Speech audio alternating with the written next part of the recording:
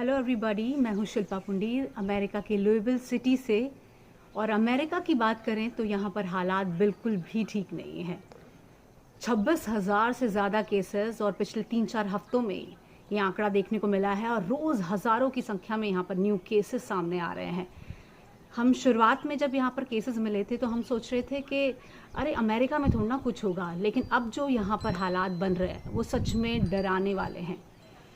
हालांकि जिस स्टेट में हम रहते हैं कैंटकी में, वहाँ पर करीब 90 केसेस मिले हैं, लेकिन शुरुआत में जब यहाँ पर केसेस मिले थे उसी समय से यहाँ पर जो लोग हैं उन्होंने अपने आप को आइसोलेट करना शुरू कर दिया था और इमरजेंसी की कंडीशन में ही लोग बाहर निकल रहे हैं। आप देखिए जहाँ पर हम रहते हैं प्लेनव्यू सोसाइटी, यहाँ पर संडे का वक्त है और लोग ज़्यादातर अपने घरों में ही हैं, इमरजेंसी कंडीशन में ही कोई बाहर निकल रहा है।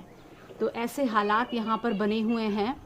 लेकिन जो चीज़ यहाँ पर जो सबसे ज़्यादा डरा रही है वो ये है कि अमेरिका आप देखिए सुपर पावर है, मेडिकली इतना ज़्यादा एडवांस कंट्री है, पॉपुलेशन के मायने में यहाँ पर कम पॉपुलेशन है इंडिया के कंपैरिजन।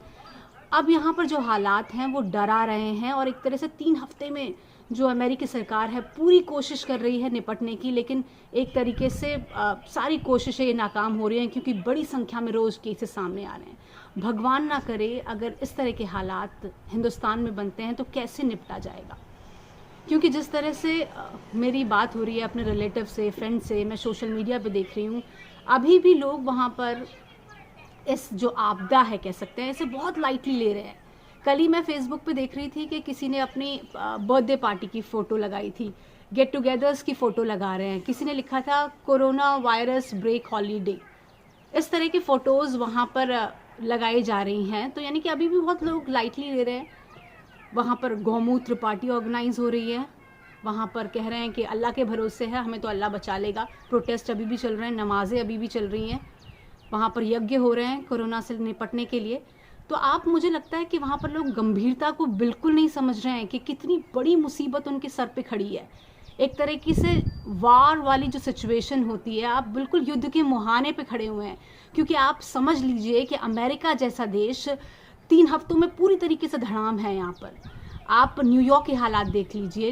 न्यूयॉर्क जो स्टेट है 2 करोड़ के करीब आबादी है वहाँ पर और 12,500 से ज़्यादा केसेस, और रोज़ वहाँ पर बड़ी संख्या में वहाँ पर केसेस मिल रहे हैं। पूरी कोशिश यहाँ पर अमेरिकी सरकार लगा रही है, लेकिन हालात वही जो इटली और चाइना में थे वैसे ही यहाँ पर देखने को मिल रहे हैं।